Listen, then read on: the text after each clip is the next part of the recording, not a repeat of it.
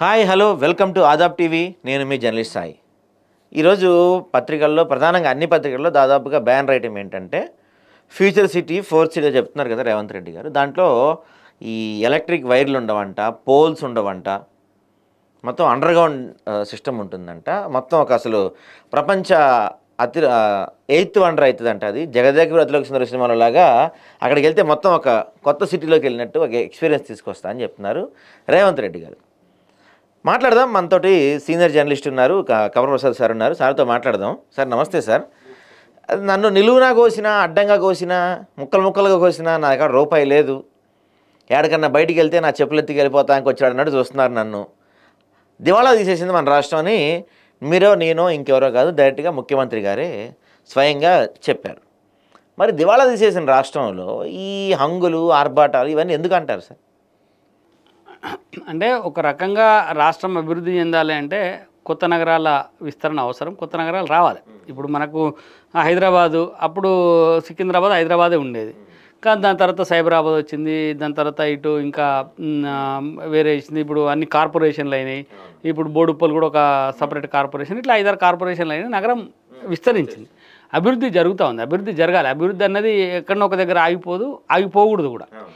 అయితే ఆ అభివృద్ధి ఏ రకంగా జరగాలి, ఎట్లా జరగాలి అనేది ఒక క్లారిటీ ఉండాలి. గతంలో చంద్రబాబు నాయుడు ముఖ్యమంత్రిగా ఉన్నప్పుడు, ఉమ్మడి రాష్ట్రం ఉన్నప్పుడు కొంత ప్రాంతాన్ని అభివృద్ధి చేసిండు. అక్కడ స్థలాలు ఉన్నాయి, వాటిని చేసిండు. దాన్ని ఇప్పుడు సైబర్ సిటీగా మనం చెప్పుకుంటున్నాం. ఫైనాన్షియల్ డిస్ట్రిక్ట్ అని చెప్పి అక్కడ విపరీతమైనటువంటి ప్రైవేటు వ్యాపారులు వచ్చిండ్రు, అనేక రకాలు పెట్టిండ్రు, జరుగుతున్నది. అయితే ఇక్కడ ఎప్పుడు జరుగుతుంది అదంతా? నువ్వు ఆర్థికంగా బలం ఉన్నప్పుడు, నీ దగ్గర డబ్బు ఉన్నప్పుడు, ఈ రాష్ట్రం అభివృద్ధి చెందుతుంది అనుకున్నప్పుడు మిగతా వాడు ఎవడైనా వచ్చి ఇక్కడ పెట్టుబడి పెట్టడానికి సిద్ధంగా ఉంటాడు.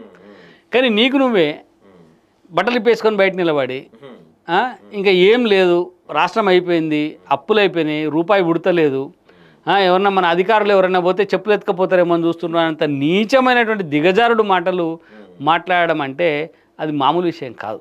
మరి ఆయన ఎందుకు మాట్లాడిండు అట్లా, ఎవరు మాట్లాడమన్నారు అనేది నాకు అర్థమవుతుంది. ఇప్పటికి కూడా నేను చాలాసార్లు ఆలోచన చేస్తాను ఎందుకు మాట్లాడినట్లు. అంత నీచంగా రాష్ట్రం పరిస్థితి లేదు. నిన్నగాక మొన్న కూడా ఈ సరస్వతి పుష్కరాలు 200 కోట్లు కేటాయించారు, వాటి యాడ్స్కి కూడా కేటాయించారు డబ్బులు.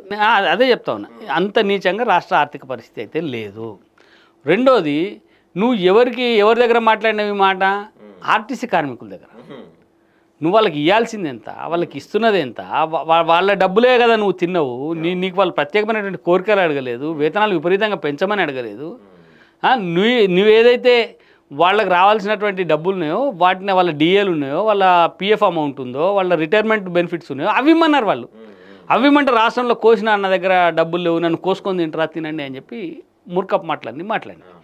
అదే పరిస్థితులలో ఏం చెప్తా ఉన్నావు, ఇందాక కాళేశ్వరం మన సరస్వతి పుష్కరాలకు కాళేశ్వరం అభివృద్ధికి 200 కోట్ల రూపాయలు నేను ఇస్తున్నా, రిలీజ్ చేస్తున్నా అని చెప్పినా. సరే, దాన్ని ఆహ్వానిస్తావు, ఇవాళ అభివృద్ధి చేయి. నువ్వు రూపాయి లేనోడివి, నువ్వు 200 కోట్లు ఇస్తున్నా అని చెప్తే రేపు కాంట్రాక్టర్ ఎట్లా రావాలా, ఆడ ఎవడు పట్టుకోవాలి, ఎవడు అభివృద్ధి చేయాలి, చేసినాక బిల్లులు రాకపోతే ఎవడు ఇబ్బందులు పడాలి. ఇలా కార్పొరేషన్ల పరిస్థితి అదే. ఇలా ఇచ్చిన టెండర్లు అన్నీ రద్దయిపోతూ ఉన్నాయి. కట్టినవాటి ఇప్పుడు ఇవాళ నేనున్నా, మాది ఈడ కాలనీ బోడుప్పల్లో చెంగిచెల్లరలో మాది శివదుర్గా నగర్ కాలనీ. వాడు ఒక పార్కుకు డబ్బులు శాంక్షన్ అయినాయి, పార్కు కట్టిండు, చుట్టూ గోడ పెట్టిండు, గేట్లు పెట్టిండు, అయిపోయింది. ఏంటంటే డబ్బులు వస్తలేవు సార్, బిల్లు అయింది, డబ్బులు వస్తలేవు, మిగతా పని నేను చేయలేకపోతున్నా అంటున్నాను. ఇంకో డ్రైనేజీ వర్క్ చేసిండు, వాడికి డబ్బులు వస్తలేవు. ఇంకోవైపు డ్రైనేజీ కావాలి, టెండర్లు అయినాయి, కాంట్రాక్టర్ మళ్ళీ వాడు అని చెప్పి చేతులు ఎత్తేసిండు, మళ్ళీ రీటెండర్కి పిలిచిండు.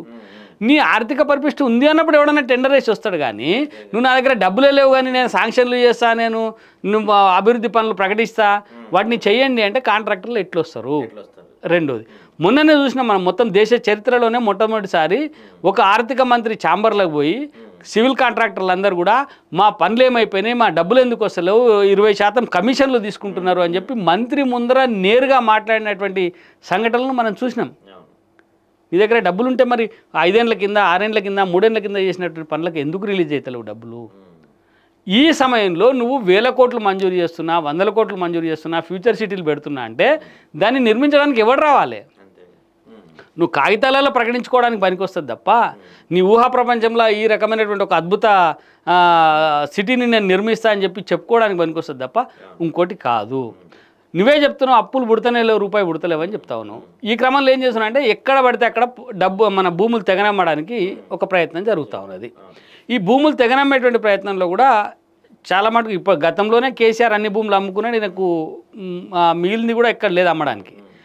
ఈ క్రమంలో నువ్వు ఆర్థికంగా అభివృద్ధి చెందడం కోసం కొత్త ప్రణాళికలు ఏమైనా వేయాలా, కొత్తగా నీ దగ్గరికి నిధులు తెచ్చుకోవడానికి ఇతర కంపెనీలను, ఇతర రాష్ట్రాలు, ఇతర దేశాలతో సంప్రదింపులు జరపాలా, ఇక్కడ పెట్టుబడులు పెట్టాలి. పెట్టేటప్పుడు ఏం చెప్పాలి, నువ్వు ఒక ధైర్యంగా ఉండి నేను చేయగలుగుతా, ఎంతకు ఆర్థిక లోటున నా దగ్గర సంపత్తి ఉంది నేను చేయగలుగుతా అని చెప్పాలి. కానీ నువ్వే కెమెరాల ముందర ఏడ్చి నన్ను కోసుకొని తినండి, నా దగ్గర రూపాయి లేదని చెప్తూ ఈ రకమైనటువంటి డ్రామాలు ఎందుకు చేస్తున్నావు అనేది. దాంతోపాటు ఇప్పుడు మనం చూస్తే సార్ సహజంగా ఇప్పుడు సిటీలో మనకున్న మెట్రో అంతా ఫుల్లీ ట్రాఫిక్ ఏరియా. ఫోర్త్ సిటీకి కూడా మెట్రో ఇప్పటి నుంచి వేస్తా అంటాడు ఆయన. అంటే నేను అదే చెప్తున్నా కదా, ఇప్పుడు మన చాలా శాస్త్రాలు చెప్తారు, మింగం ఎత్తుకోలేదు కానీ మీసాలకు సంపెంగ నూనె అని చెప్పి ఇట్లాంటి ఒకటి చెప్తారు. నేను రేవంత్ రెడ్డి గారికి పని చేయాలనేటువంటి ఒక కోరిక ఉండొచ్చు, అయితే పని చేయాలనేటువంటి ఆలోచన ఆసక్తి ఉండొచ్చు. కానీ నువ్వు ఈ రాష్ట్రానికి ఒక పెద్దగా, ఈ రాష్ట్రం ఒక కుటుంబం అంటే కుటుంబానికి నువ్వు పెద్దగా, నీ కుటుంబంలో ఉండే లుకలుకలను మొత్తం ప్రపంచానికి అంతా చెప్తే ఎట్లా? నీ కుటుంబంలో రకరకాల సమస్యలు ఉన్నా వీటన్నింటినీ నేను సర్దుకుంటా, నాకుండే అప్పులు 4 లక్షల కోట్ల 5 లక్షల కోట్ల అప్పులు ఉన్నాయి, వీటిని ఎట్లా తీర్పాలి, ఎట్లా పరిష్కరించాలనేది చేస్తూ ఇంకో 5 లక్షల కోట్ల అప్పు నువ్వు ఏ రకంగా చేయాలనేది ప్రయత్నం చేయి. అది నేను వెళ్తుంది నా దగ్గర అన్నప్పుడు ఇంకెవరన్నా నీకు సహకారం చేస్తాడు. కానీ నువ్వే బోల్రాబడి అసలు ఏం లేదని చెప్పి రాష్ట్రంలో ప్రతిపక్షాల కంటే నీచంగా నువ్వే మాట్లాడతావు నీ గవర్నమెంట్ గురించి. దానికి ఏం చెప్తాను, ఇంకా నేను ఉన్నట్టు చెప్తున్నా. నువ్వు ఉన్నట్టు చెప్పే వ్యక్తివే అయితే నిజంగా నిన్ను ప్రజలు నమ్మాలనుకుంటే నువ్వు ఎలక్షన్ల ముందు చెప్పాలి కదా ఈ మాట. అంటే నువ్వు పచ్చి మోసగానివి, ప్రజలను అడ్డమైనటువంటి హామీలు ఇచ్చి తద్వారా ఓట్లు ఎంచుకొని వీళ్ళని మోసం చేయాలి ఖచ్చితంగా అనేటువంటి ఒక అంటే ముందస్తు ఆలోచన, ముందస్తు దృక్పథంతోనే నువ్వు అధికారంలోకి వచ్చినావు అనేది స్పష్టంగా అర్థమవుతుంది కదా. ఇక్కడ నువ్వు ఏం లేవు, నేనేం చేయలేకపోతున్నా అంటే మరి ఎట్లా చెప్పినావు నువ్వు చేస్తా అని. ఇప్పుడు ఆర్టీసీకి ఉచిత బస్సు ప్రయాణం మహిళలకు పెట్టినావు, 5,000 కోట్లు ఇవ్వాలంటున్నావు.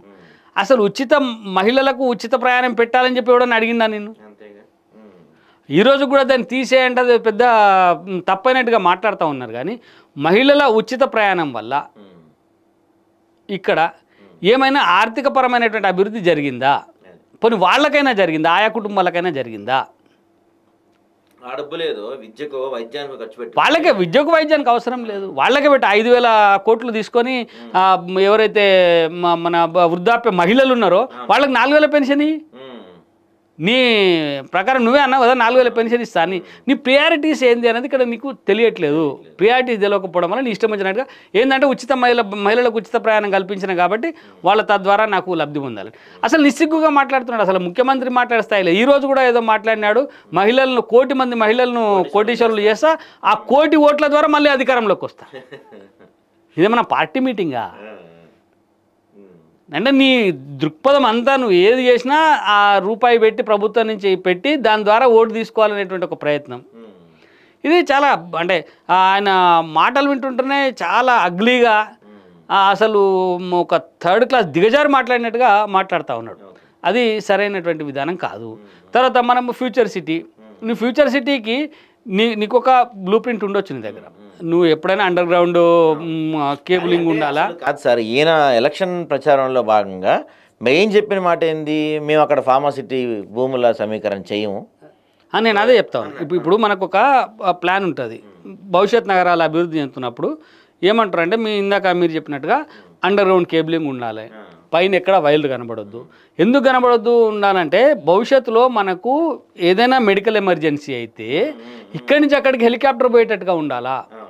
పైన అవసరమైతే ఇప్పుడు నీకు అమెరికా దేశాలలో ఎట్లయితే ఇంటర్సిటీలలో ఫ్లైట్లు తిరిగేటువంటి అవకాశం ఉందో నీకు ఆ రకమైనటువంటి అవకాశం కూడా ఉండాలా. మెడికల్ ఎమర్జెన్సీలో కూడా నీకు ఎయిర్ అంబులెన్సులు అందుబాటులోకి రావాలి. రేపు డ్రోన్లు చాలా అందుబాటులోకి వచ్చేటువంటి అవకాశాలు ఉన్నాయి, డ్రోన్లు తిరగడానికి ఈజీగా ఉండాలా.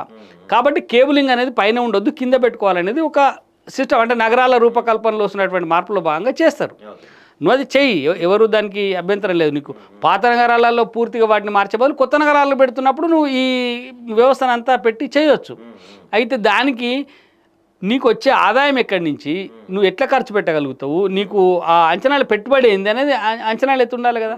అవేవి లేకుండా మైక్ ముందర ఏది నోటికి ఏది ఇష్టం వస్తే అది మాట్లాడేటువంటి పద్ధతి అనేది కరెక్ట్ కాదు. అది ఇంకో దీనికి కారణం ఏంటంటే సఫకేషన్ ఏమో అనిపిస్తుంది నాకు బాగా.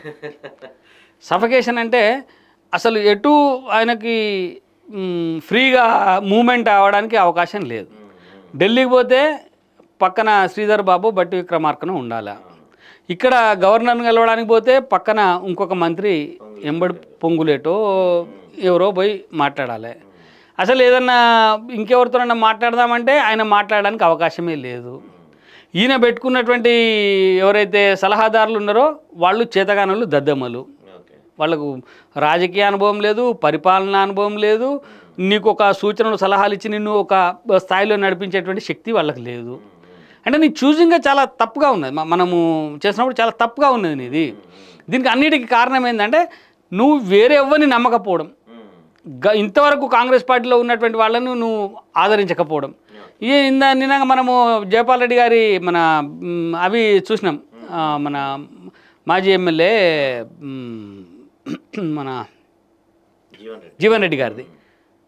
జీవన్ రెడ్డి గారు ఒక మంత్రిని పట్టుకొని ఇంకా మీ రాజ్యం మీరు ఏలుకోపోండి, ఇక మా పని అయిపోయింది అని ఓపెన్గా మాట్లాడేంత పరిస్థితి వచ్చింది. అంటే జీవన్ రెడ్డి గారు కాంగ్రెస్కు రక్తం ధారపోసినటువంటి వ్యక్తి, కాంగ్రెస్ కోసం కొట్లాడినటువంటి వ్యక్తి, పోనీ ఏదో సామాన్యుడు కాదు, మాజీ మంత్రి, ఎమ్మెల్సీ. నువ్వు ఆయనను కూడా నువ్వు పిలిచి మాట్లాడి ఒక రూట్లో పెట్టుకోలేనటువంటి పరిస్థితులలో ఉంటే, నిన్న గాంధీ భవన్ దగ్గర మహిళా సునీతారావు మహిళా సంఘం అధ్యక్షురాలు ధర్నా, మహిళా కాంగ్రెస్ అధ్యక్షురాలు ధర్నా చేసే స్థాయికి పోయిందంటే నీ ముఖ్యమంత్రి ఏం చేస్తున్నట్టు, నీ పిసిసి అధ్యక్షుడు ఏం చేస్తున్నట్టు? అంటే నీకు ఎక్కడ కూడా ఈ ప్రభుత్వాన్ని నడపడంలో రేవంత్ రెడ్డి గారు ఫెయిల్ అయినరు, పార్టీని నడపడంలో మహేష్ కుమార్ గౌడ్ ఫెయిల్ అయ్యిండు. అంటే మొత్తంగా అంతటా ఫెయిల్యూర్సే కనబడుతున్నాయి. నువ్వు డీసీసీ దగ్గర నుంచి నువ్వు ఎక్కడికి పోయినా ఈ ఫెయిల్యూర్స్ మనకు అంతటా కనబడుతూనే ఉన్నాయి. నిన్న వర్ధన్నపేటన మన ఎర్రబల్లి దయాకర్ రావు మొన్నటిదాకా ఉన్న కాన్స్టిట్యున్సీలో రోడ్డు మీద పడి కొట్టుకున్నారు. ఎమ్మెల్యే తల్లిని శూర్పణక తాటికి అని చెప్పి కాంగ్రెస్ నాయకులే అప్పటిదాకా ఉన్నోళ్ళు రోడ్డు మీద పడి విమర్శిస్తూ ఉన్నారు. నీకు ఒక ఫ్రీ మూమెంట్ ఉండి ఆ ప్రభుత్వం బాగా పనిచేస్తుంది అని చెప్పుకునేటువంటి పరిస్థితి ఎక్కడ లేదు కదా. మొత్తం మీద అంటే ముఖ్యమంత్రి గారు దివాళా తీసామని చెప్పారు, కానీ దివాళా ఏమో తెలియదు, కానీ రాష్ట్రం మాత్రం ఒక గందరగోళ పరిస్థితిలోకి వెళ్ళిపోయింది అనుకోవచ్చా అండి ఈ ప్రభుత్వం? ఆయన దివాళా తీసిండ్రు అనేటువంటి వ్యాఖ్యలు రావడం వల్లనే ఇవన్నీ జరుగుతున్నాయి. ముఖ్యమంత్రికి పట్టుంది అనుకుంటే నేను అదే చెప్తున్నా, ఈ సఫకేషన్ ఉండడం వల్ల, ఆయన ఫ్రీ మూమెంట్ లేకపోవడం వల్ల ఏం చేయాలనో తెలియక, ఏం మాట్లాడాలనో తెలియక నోటికి ఎదొస్తే అది మాట్లాడుతూ ఉన్నాడు. ఇవాళ మళ్ళీ నిన్న ఈ పాయింట్ మనం మర్చిపోయాము. మళ్ళీ నిన్న మంత్రి కొండా సురేఖ గారు అంటే కమిషన్లు తీసుకుంటున్నారు, నేను తీసుకోలేదు, ఇంకో నేను తీసుకోలేదు కాదు, ఆ డబ్బులు పెట్టి మీరు వేరే ఏదైనా పని చేయండి. విచిత్రంగా నేను కమిషన్ తీసుకోలేదు అని వరకు ఊకోలే, ఆ డబ్బులు నాకొద్దు, ఆ డబ్బులు పెట్టి మీరు ఇంకేమైనా కార్యక్రమాలు చేయండి. ఒక మంత్రి మళ్ళీ చెప్పింది, పోనీ ఎమ్మెల్యేనో లేకపోతే కార్యకర్త కూడా కాదు, ఒక మంత్రి, అటవీ శాఖ మంత్రి ఆమె. అంటే నీకు ఏం జరుగుతుంది గవర్నమెంట్లో? ఇది ఈ గందరగోళం ఒకటి కనబడతా ఉన్నది. ఆర్థిక పరంగా ఎందుకు ఇబ్బందులు వస్తున్నాయి అంటే, పోనీ ఆర్థిక పరంగా ఇబ్బందులు ఉన్నప్పుడు నువ్వేం చేయాలా, కూర్చుని పెట్టి ఆర్థిక క్రమశిక్షణ మీద మాట్లాడాలి. అది లేదు, మీరు ఇప్పుడు సరే అందాల పోటీలు పెట్టినరు అంటే ప్రపంచం మన తెలంగాణ దృష్టిని ఆకర్షిస్తుంది, ప్రపంచం అంతా ఇటువైపు చూస్తున్నది, ఓకే. కానీ ఒకవైపు ఏమో ఈడ పైస పుడతలేదు, నాశనం అయిపోయినాము, తినడానికి తిండి లేదు, గంజి కూడా దొరకలేదు మా రాష్ట్రంలో, మాకు ఢిల్లీకి పోతే చెప్పులు దాచిపెట్టుకుంటుండ్రు అందరూ అని చెప్పుకుంటూ, ఇంకోవైపు అందాల పోటీలు పెట్టినా మొత్తం పెట్టుబడులను ఆకర్షిస్తున్నా అంటే నీకు పొంతన కలుస్తలేదు కదా ఎక్కడ. నీకు ఆ పొంతన కలవాలి కదా, ఆ పొంతన ఎక్కడ కలుస్తలేదు. తర్వాత నీకు ప్రభుత్వం అంతా ఒక ఈవెంట్ మేనేజ్మెంట్ లాగా అయిపోయింది. ప్రభుత్వము పకడ్బందీగా నడుస్తున్నట్టుగా లేదు, ఎప్పటికెప్పటిగా ఓ ఈవెంట్ని కంప్లీట్ చేయాలి, ఇంకో ఈవెంట్కి పోవాలి.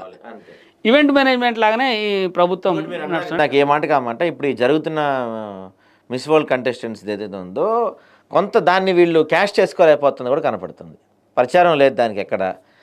ఇదే ఈవెంట్ కనుక ఒక కేసీఆర్ హయాంలోనో లేకపోతే ఏపీలో చంద్రబాబు హయాంలో జరుగుంటే ప్రపంచం మొత్తం అబ్బురపడేలా దానికి వీళ్ళు ఒక పిఆర్ చేస్తారు, పబ్లిసిటీ చేస్తారు. దీన్ని మేము ఒక గొప్పగా నిర్వహించాం, చరిత్రలో నిలిచిపోయిందని చెప్పుకుంటారు. అది చెప్పుకోవడంలో కూడా వీళ్ళు ఫెయిల్ అవుతున్నారు.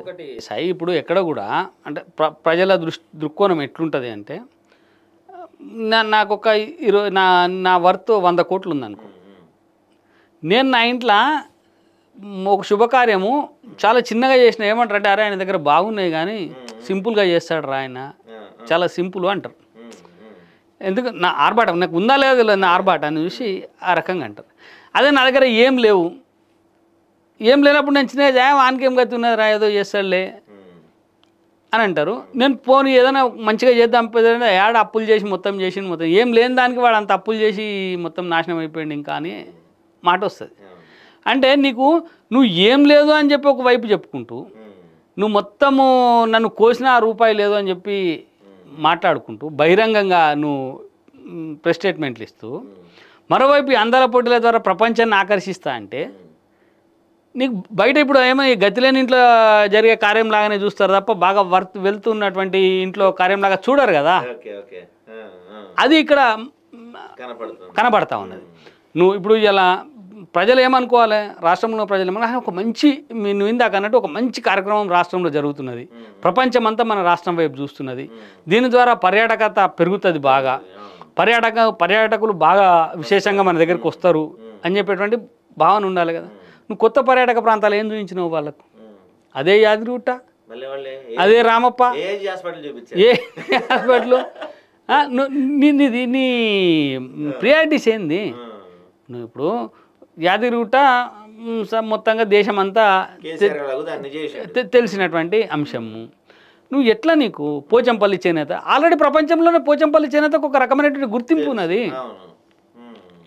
నువ్వు పోచంపల్లికి పెద్ద స్టాల్స్ పెట్టి ఇక్కడ వాళ్ళని తీసుకుపోయే బదులు హైదరాబాద్లో పెద్ద పోచంపల్లి స్టాల్ పెట్టి ఒక 200-300 స్టాల్స్ పెట్టేసి అక్కడ మొత్తం వ్యూవర్స్ని ఇక్కడికి తీసుకొచ్చి ఒక ఈవెంట్, నేషనల్ ఈవెంట్ ఇక్కడ నువ్వు చేసి నేషనల్ మీడియాని తీసుకొచ్చి నువ్వు మీడియాకు వీళ్ళ కళనంతా చూపించగలిగితే వాళ్ళకు కూడా అమ్ముకుంటారు కదా. నువ్వు పబ్లిక్ని అంతా అక్కడికి పోగేయగలిగితే వాళ్ళు ప్రతి స్టాలు కొంత బెనిఫిట్ అవుతుంది, వాళ్ళు అమ్ముకుంటారు, ఆర్థికంగా బలపడతారు.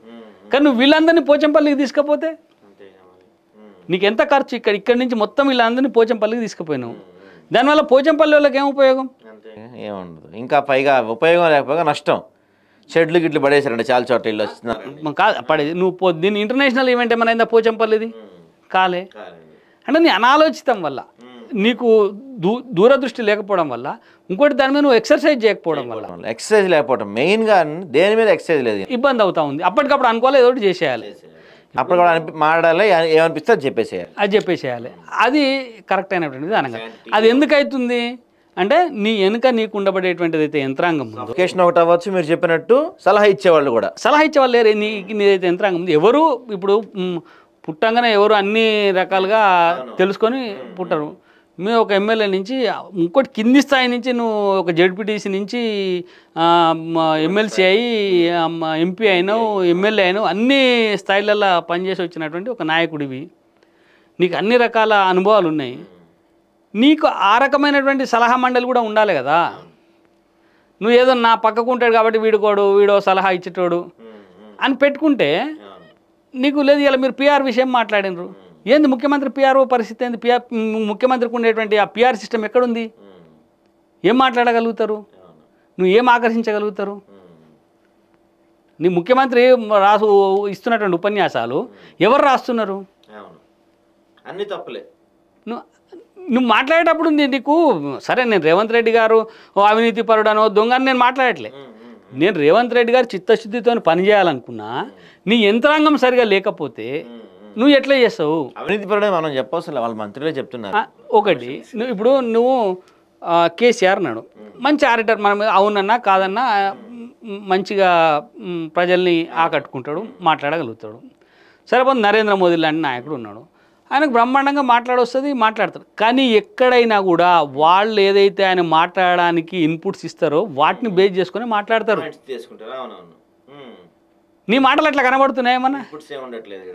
నువ్వు ఆర్టీసీ కార్మికుల మీటింగ్కి పోయి మీ సమస్యను నేను పరిష్కరిస్తా, కొద్దిగా ఆగండి, ఇగో ఇన్ని 5,000 కోట్లు ఇచ్చినా ఇంకా అభివృద్ధి అవుతుంది, మీరు ఇప్పుడే తొందరపడొద్దు, మనం కొద్దిగా ఓ అడుగు ముందరికేస్తున్నాం, అప్పటికంటే ఇప్పుడు ఇంకొంత మెరుగైంది, ఇంకా కొంచెం మెరుగైతుంది అనేటువంటి ఒక పాజిటివ్ అప్రోచ్తో మాట్లాడతావా? ఏం లేదు ఈడ నువ్వు మొత్తం నన్ను కోసిన రూపాయి రాదు, వేస్ట్, ఇంకా నన్ను ఏం తింటారో తీసుకోండి అని నెగటివ్ దృక్పథంతో మాట్లాడతావా? చూద్దాం మరి ముఖ్యమంత్రి గారు అయితే. కాబట్టి ఫ్యూచర్ సిటీలు ఇవన్నీ కూడా మన రేవంత్ రెడ్డి గారి ఊహా సౌదాలు, కళలో ఆయన కనబడతా ఉన్నాయి. చేయాలనుకుంటుంటే పాపం చేయాలనుకోవడం మంచిదే కానీ ప్రస్తుత ఆర్థిక పరిస్థితి కూడా ఆలోచన చేయాలి. ఆయన అవినీతి లేకుండా సరైనటువంటి దృక్కోణంతో పనిచేస్తే సాధ్యమైతే కానీ అవన్నీ, లేకపోతే ఆయన ఊహా సౌదాల్లాగానే ఉంటాయి అనిపిస్తుంది. మాట్లాడుకుంటే ఇంతవరకు రుణమాఫీ 100% పూర్తి కాల, రైతు భరోసా రాలా. నీకు ఒకటి సైన్లా స్పష్టంగా ఈరోజు కూడా ముఖ్యమంత్రి గారు ఇది ఆలోచన చేయాలి. ఏంటంటే రేవంత్ రెడ్డి గారు అధికారంలోకి వచ్చి 1.5 years దాటిపోయింది, 2 years దగ్గరికి వచ్చింది. ఒక్క పథకం అన్నా కొత్తది ఉందా? అది కూడా కాదు కదా, అది నువ్వు కర్ణాటక నుంచి కాపీ కొట్టినావు కదా. నీ ఆలోచనతో, నీ మస్తిష్కంలో నేను ఈ ప్రజానీకానికి ఇది చెయ్యాలి అనేటువంటి ఆలోచనతో నువ్వు చేసిన కొత్త పథకం ఏమైనా ఉందా? చెప్పండి, మీరు ఏదైనా చెప్పండి. బియ్యం పాత పథకమే, మన రుణమాఫీ పాత పథకమే, మద్దతు ధర పాత పథకమే, పెన్షన్లు పాత పథకమే. పోనీ ఒకవేళ నువ్వు ఇస్తలేవు కానీ ఇచ్చినా, ఒకవేళ షాదీ ముబారక్ పాత పథకమే, కళ్యాణ లక్ష్మి పాత పథకమే, నీకు ఇచ్చేటువంటి ఫీజు రియంబర్స్మెంట్ పాత పథకమే, ఇన్సూరెన్స్, హెల్త్ ఇన్సూరెన్స్, ఇంకే ఇన్సూరెన్స్లు ఇస్తలేవు కానీ ఇచ్చినా అది పాత పథకమే. నీకు ఏది నీకంటూ ఈ రేవంత్ రెడ్డి ముద్ర ఆలోచన, ఆయన మస్తిష్కంలో ఆయన టీం కూర్చొని ఎక్సర్సైజ్ చేసి ఈ ఒక్క పథకాన్ని ప్రవేశపెట్టింది అనేది ఏదైనా ఉన్నదా? ఏది లేదు. స్కూటీలు ఇస్తా అంటివి, అది లేదు. తులం బంగారం ఇస్తా అంటివి, అది లేదు. మహిళలకు 4,000 పెన్షన్, అసలు చాలా ఇంపార్టెంట్ పాయింట్ ఇది. రేవంత్ రెడ్డి గారు ఆలోచన చేసి నువ్వు ఇచ్చినా ఇవ్వకపోయినా వృద్ధులకు 4,000 పెన్షన్ ఇస్తాన్నావు కదా, ఆ 4,000 పెన్షన్ ఇస్తే వాళ్ళ ఆశీర్వాదాలు ఉండేటి నీకు. ఇలా ఈయన తిట్టని వృద్ధుడు లేడు. నువ్వు ఏడికన్నా 4,000 ఇస్తానని వాడు ఇస్తలేడు. ఇప్పుడు నువ్వు ఇస్తాను, నువ్వు వేరే దాని నుంచి నీకు నెగిటివ్ వస్తుంది, వీళ్ళ నుంచి కూడా నెగిటివ్ అవుతుంది. కాబట్టి నీకు ఏది ప్రియారిటీ, ఏది ముందివ్వాలా, ఏది ఎట్లివ్వాలా, ఉన్న దాంట్లో ఏ రకంగా పంచాలనేటువంటి ఆలోచన లేకపోతే ఇట్లనే సఫకేషన్ ఉంటుంది ఆయనకు. చూద్దాం మరి ముఖ్యమంత్రి గారు ఇప్పటికైనా, అంటే ఇంకా టైం ఉంది, ఇంకా 3 సంవత్సరాలు ఆయన దగ్గర టైం ఉంది, చాలా వాల్యుబుల్ టైం ఉంది. మాట్లాడే ప్రతి మాట ఇన్పుట్స్ తీసుకొని చేసే ప్రతి పని కొంత ఎక్సర్సైజ్ చేస్తే ఇప్పటికైనా ఏమన్నా చేసే ఛాన్స్ ఉంటుంది. లేదు నేను ఇంకా గాల్లో మెడలు అంటే మాత్రం ప్రజానీకం చూస్తూ ఉంటారు, గమనిస్తూ ఉంటారు. ఓటింగ్లు వచ్చినప్పుడు ఏం చేయాలో అదే చేస్తారు.